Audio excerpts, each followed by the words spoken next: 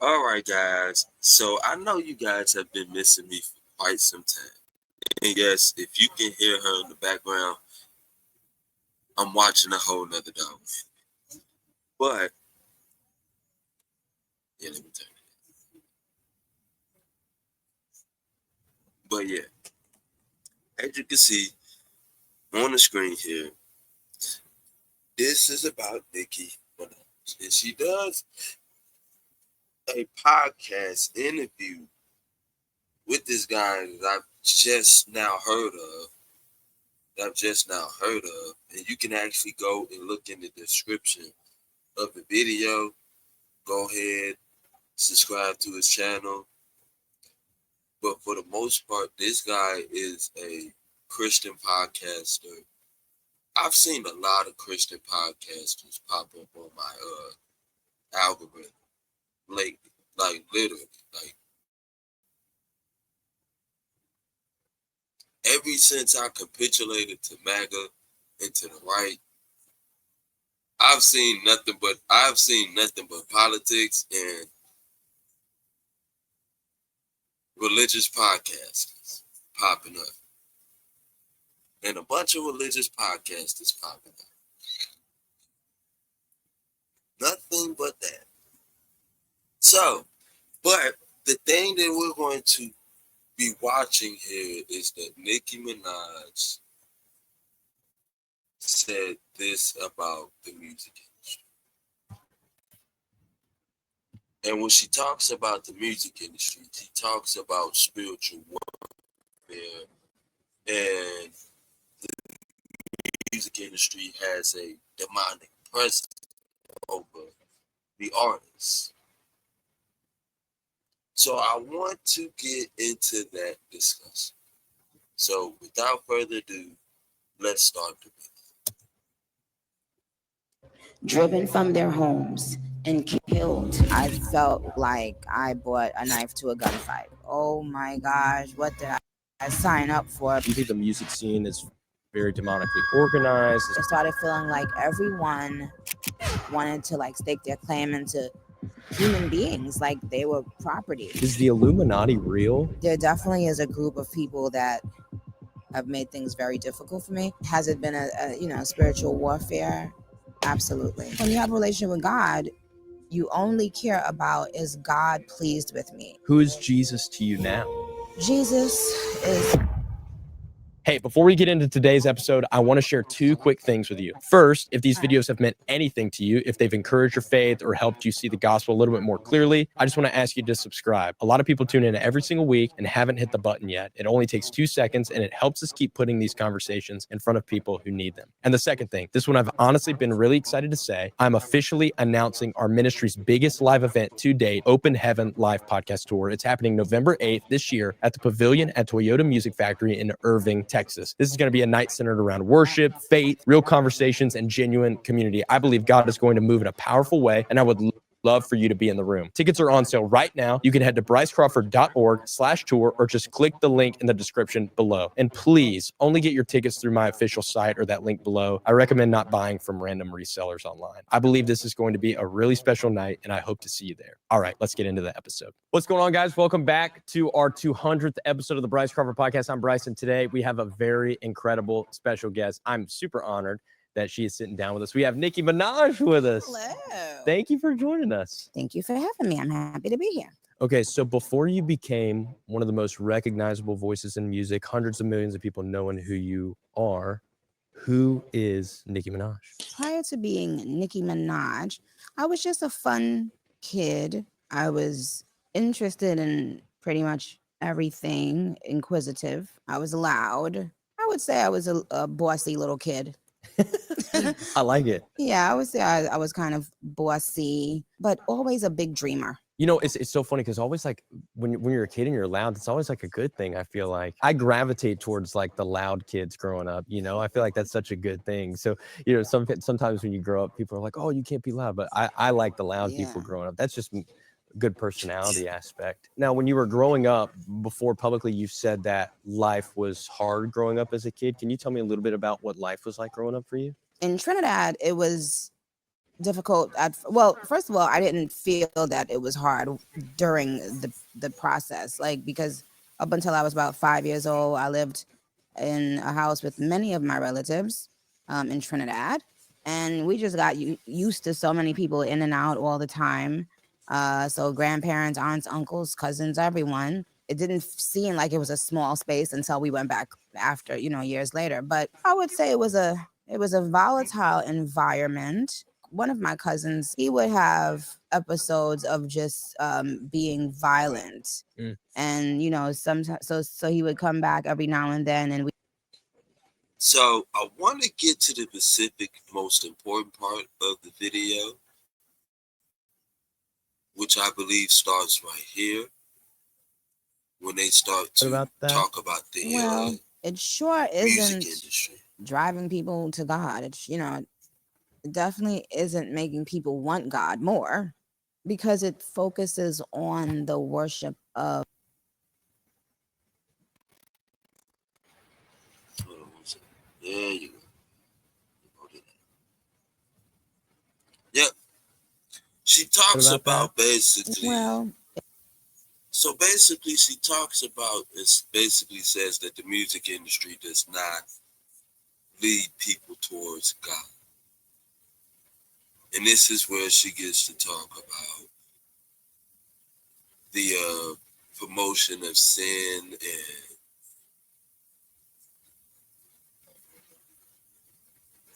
basically all of that stuff. So let's look at that. Let's listen to what she has to say about that.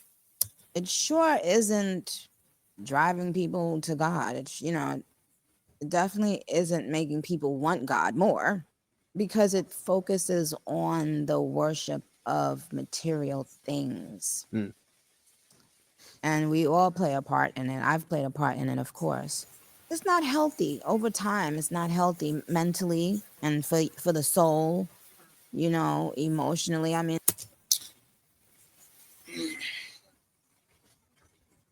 I believe that the Antichrist reveals himself to be as a humanitarian, humanitarian,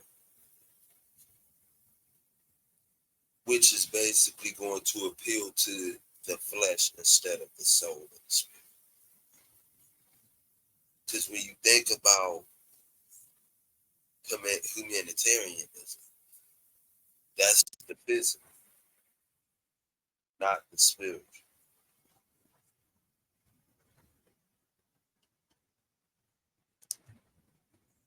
look at all the young people right now that have to grow up in the Instagram era, where everyone is, editing and photoshopping, and everyone thinks the Oh other person gosh. looks like that in real life. And Yeah. these children, I can't imagine. I always think about this. I say these kids are so strong, because I cannot imagine having to have dealt with this while I was growing up, and Mm. while you're changing, your body, your face, everything about you, and is changing, and then you have to constantly compare yourself to other people. And what does that do to the self-esteem of these young people? Yeah. Uh that's what I care about. Like, I care about long term, what is this doing to these young people that have to now grow up in this world post selfies and post Instagram and post, the Photoshop era. What is Yeah. that doing? And I guess I feel a sense of responsibility too a lot of the times, because a lot of the stuff that I was rapping about, I didn't, I was so young too. I didn't realize that there are young people listening to it, and how it could probably make them make certain decisions that Yeah. wasn't, really thought out. And now, if I could do it all over again, I would have changed a lot of things that I said, Mm. because I just don't like the idea of thinking that these people will now grow up wanting to change themselves, Mm. as opposed to loving themselves, Yeah. Yeah. like, as opposed to seeing how beautiful they are and realizing how much they have to offer the world just the way they are.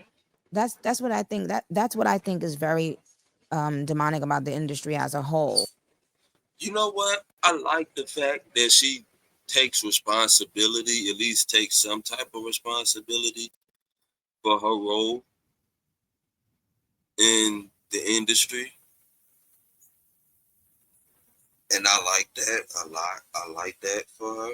I like the fact that she takes responsibility for her role in the industry.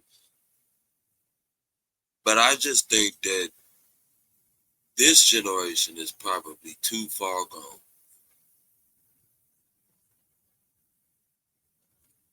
And that's at the, and I'm going to be honest with you, that is at the fault of Gen Z. The Gen X is about to be far gone. But I'm actually glad that she does take responsibility in some shape or form as her being partially part of the problem. So I like that. Is that it makes people feel that they're never enough. And if you feel like you're never enough, how can you be happy? Yeah. There's my pastor from back at home used this analogy one time about how, you could go to Macy's and buy a fur coat for like $120. And then if nobody thinks that coat is valuable for paying $120 for, it'll be at TJ Maxx the next week for $19.99. And it's because like people didn't think that was worth paying for. Right. And so many people see themselves that way through the comparison game. Like I think maybe 100 years ago, people I think were marrying within a 5-mile radius of where they grew up. And now like adultery has skyrocketed because there's an you feel like influx you of have all options. these options. Yes. Yeah. And it's so heartbreaking. Yeah. And so Yo, that's crazy because I said that one time. The fact that we got so many options out here, and this is part of the problem when it comes to dating, that we have so much access to the point where nobody wants to compromise in relationships anymore. And I literally said that yesterday, I believe. I literally said that yesterday. The reason why people don't compromise in relationships and marriages anymore is because they have too many options out here in this world. And so 9 times out of 10, what you believe when you have too many options, you gonna always believe that the grass is greener on the other side. You gonna always believe that that there's greener pastures on the other side out here in this world. If you always have it in the back of your head that I can do better than you, you are never going to be satisfied with the person that you are with. You're never going to be satisfied with the person that you are trying to build with. As long as you got that notion in the back of your head that I can do better than you, you will never be of satisfaction. You will never reach a level of satisfaction.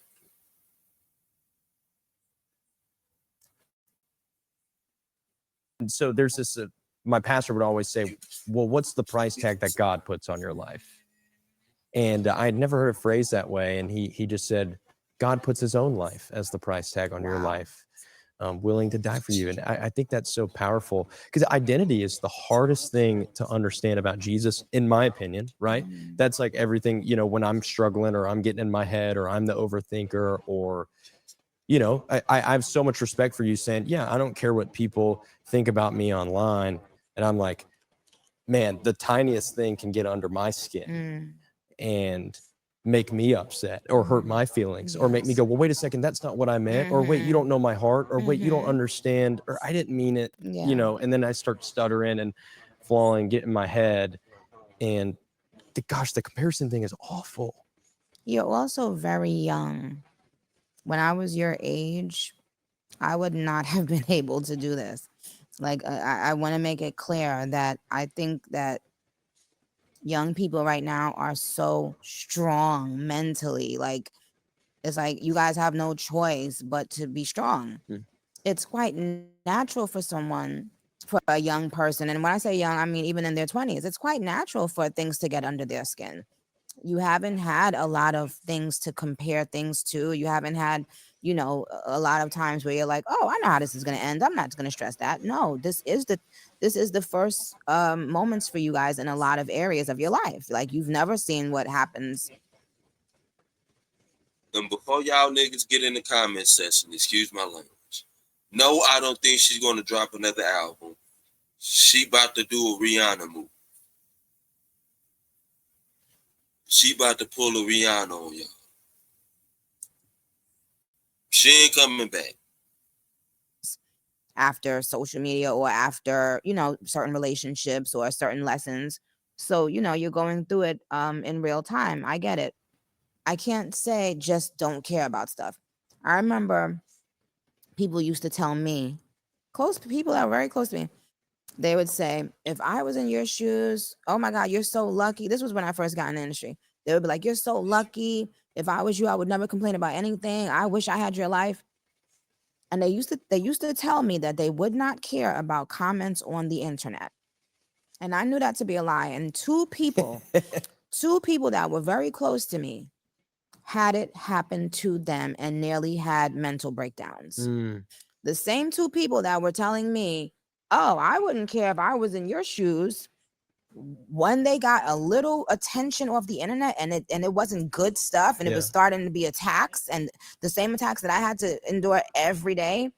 They got a tiny taste of what I had to endure every day, and they were ready to jump off a freaking cliff. Gosh. So I'm not the type of person that's going to judge someone and say, oh no, you know you should care, or you shouldn't care, or I my way is the right way. No, I'm the type of person that's saying it's okay and it's understandable that you haven't mastered these things yet. You're very young. You will master it, though. You absolutely will. And talking about it and having other people see and hear, because faith comes by hearing, these little conversations, it's going to help other young people. And that's why we have to speak about things like this. We have to let them realize they're not the only ones doubting themselves. They're not the only ones. I'm not gonna lie. I haven't had this happen. I haven't had any negative comments in my dog on my videos or nothing like that. But I can tell you how I would react. Would I look in the comment section if I see a bad comment or a negative comment about my video? Would I be hurt? Yeah. But then I'm also going to look at the type of comment that they posted. Like, if they say something about the presentation of my video, I get it. I need better equipment. I get it. I need better equipment. I'm sitting there with a gaming headset on. The playback is probably slow as I don't know what at times. I'm probably going in and out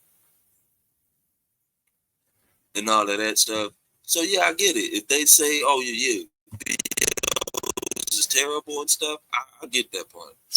You know, you just got to do better. But if it was like something that I said in the video, I'm capitalizing off of it immediately. I'm capitalizing off of it immediately. I'm about to look at the comment section, and I'm gonna look at what it is that they are attacking or they are critiquing when it comes to the video. If it's about the topic, I'm capitalizing off of it. I'm literally capitalizing off of it. If it's about political topics and them disagreeing with me on politics or certain topics or something, I'm capitalizing off of that automatically. I'm capitalizing off. So say for an example, if I get some left-wing liberal in my comment section that starts calling me a traitor to my race and all this and that and the third, you know what I'm gonna do? I'm gonna go subscribe to their page, and then I'm gonna start posting my videos on their page. That's how that's what I do. I'm a whole troll. Like I subscribe to. If I get a left wing liberal extremist on my page, if you out there,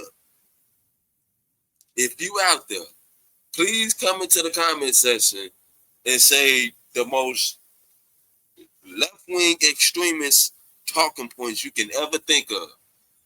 And I will literally go to your page and subscribe to your channel and then start posting my videos on your channel.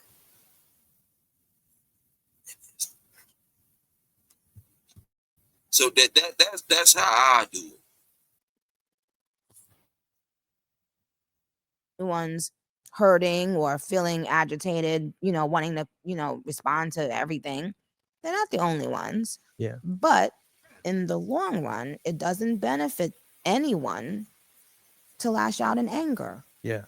It benefits everyone to think things through first. And trust me, I have had to deal with a lot of decisions that I made in anger. Like, trust me. So I've learned. So when I say these things, I'm saying it because of, firsthand knowledge, firsthand experience. But I can honestly say that lashing out in anger never got me anything. It never benefited me. Yeah. So then you start, thinking, okay, let me pray on this. Because that's the only way you're going to defeat whatever it is in your life that is weighing you down, is through prayer.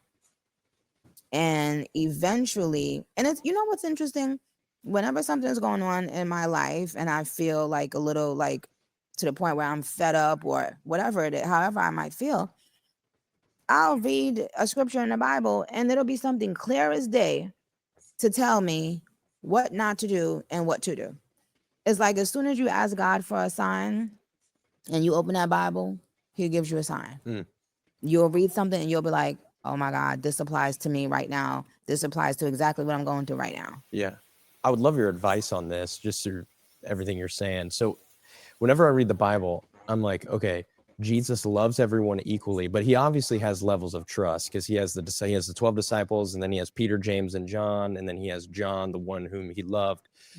And you've been in a lot of powerful rooms around a lot of people just in general, growing up, career-wise, everything. How do you navigate to know who to trust and who not to trust? It's a great question because it brings a lot of pain and sadness. Betrayal is very difficult to overcome. I wish I could say I have like some sure remedy that works. You know what? I have to be honest that just discernment. You don't know who you can trust. That's the truth. You only can feel them out, you know? This is what now she talks about when she realized that the industry was. Thought it was? Yes. Was it like right away that you realized that, or did it take a little while to realize? I think it took a little while because in the beginning, and it was it was a lot of fun. Honestly, we had so much fun rooting for each other. I thought that that's how it would always be. I thought everyone just roots for each other and really wants each other to win. And, I just thought the camaraderie was how it was supposed to be. So it was a beautiful experience in the beginning. I started realizing people are really vindictive in this industry. That if you don't, in other words, like I started realizing that if you don't get money with one person or specific people, they don't want you to get money at all. Whoa. And that's when I started realizing, like, oh my gosh, what did I sign up for? Because I didn't know that these people would be so territorial over people, that they don't even know, that they don't have any claims to. But that's what it started feeling like. It started feeling like everyone wanted to like stake their claim into human beings, like they were property.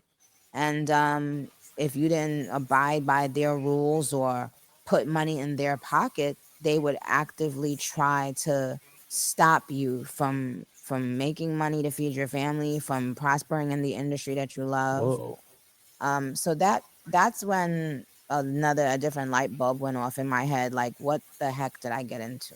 Whoa. Okay. I got a lot of questions because that when you say that they would stop you from flourishing in general, are you saying outside of just the music industry, like they would try to stop from flourishing in every aspect? If you're in the music industry, that's the way you make money. So everything Sure. is kind of the music industry. Yeah. Um, but yeah, it would be like if you had a disagreement with one person, instead of that person just moving on with their life, and you moving on with your life, it would be like this person would call someone else so that you won't get an opportunity over there, Mm. and then that would continue happening. But not just with me. I saw it with a lot of very talented people, Yeah. that they were talented, and maybe one particular person or one particular group of people didn't like them, and because of that they kind of just got, made to be like almost invisible. Whoa. I started seeing that a lot, like, what is going on here? um it was like constant spiritual warfare.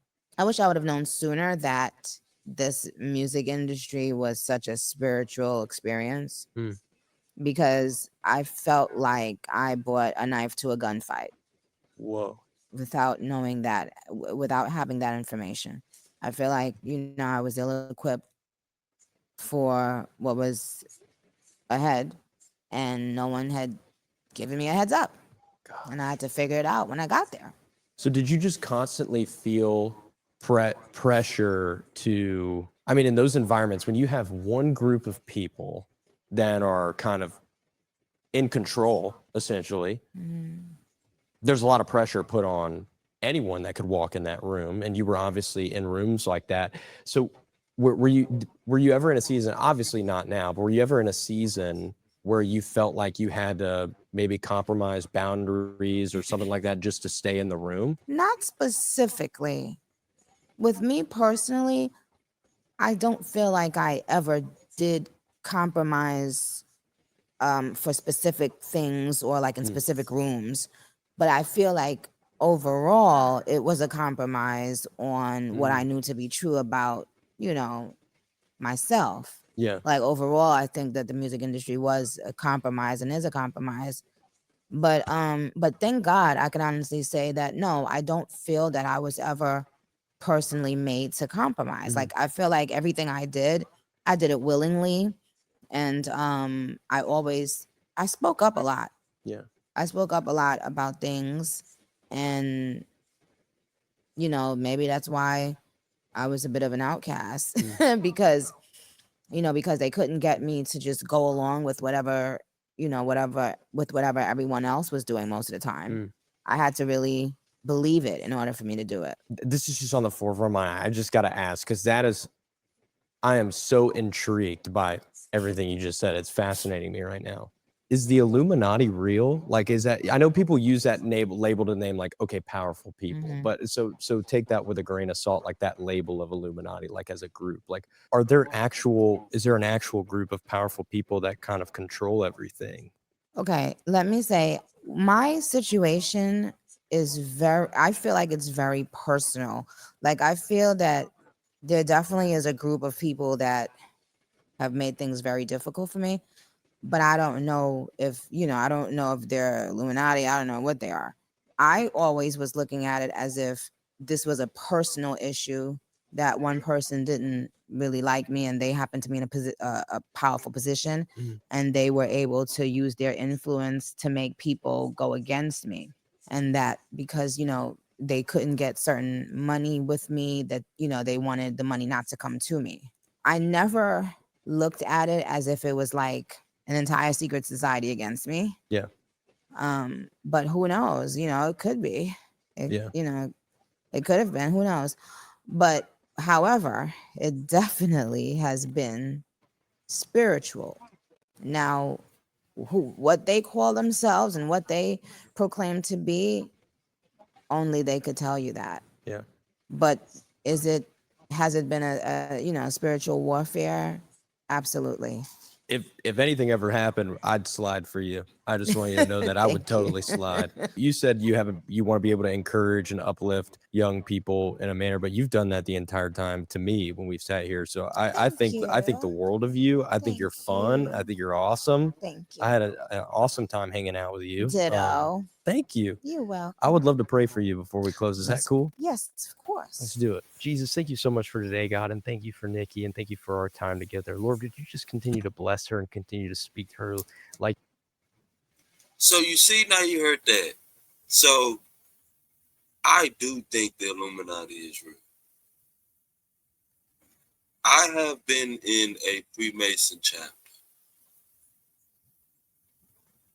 I have been in a chapel with Freemasons. I've done Order of Demolay rituals.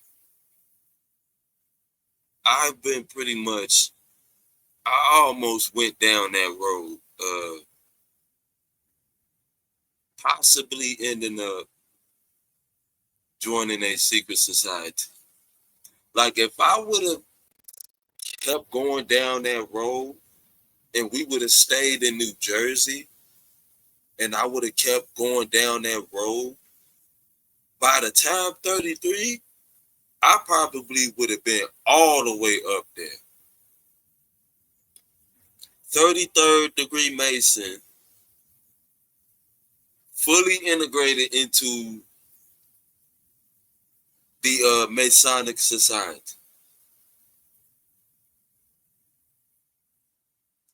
Just imagine me getting to that level, even with some of the knowledge that I have today. I'll be a whole savage. I'll be like, bruh, you sit next to one of the guys that's like really, really up there. Really up there. Because if we would have stayed in New Jersey and I would have kept down that same path, going and hanging out with the Order of Demolay, I bet you 100% I would have been a 33rd degree Mason right now. I would have been a 33rd degree Mason right now. Like I would have been up there, like almost fully integrated into the Masonic Society. Would have almost been on my way to be fully integrated into the Illuminati. All of that. Like my foot was right there at the door. Right there at the door. Because when you look up, when you and look it up, believe me when I say this, look up the organization called the Order of Demolay. They are the Order of Demolay. That is basically the youth version of Freemasons. Because literally everybody that was part of it, their moms and dads was Eastern Stars and Freemasons. So we were like junior Eastern Stars, junior Masons. Because all of our parents, like majority everybody except for my parents, because they wasn't a part of it, majority of everybody that I was friends with that was in that group, that was in that organization, that's part of that organization, all of their parents were Eastern Stars and Freemasons. So we were like the youth version of basically call ourselves Junior Masons and Junior Eastern Stars. My grandma was an Eastern Star at one point. My dad was a 33rd degree Mason at one point. Was a 33rd degree Mason at one point. So, like, yeah. And so, like, yeah, when you get to the whole idea of secret societies and all of that stuff, this has been going on since the 1800s, since way before the 1800s. All of these secret societies have been around even before America was established as a country.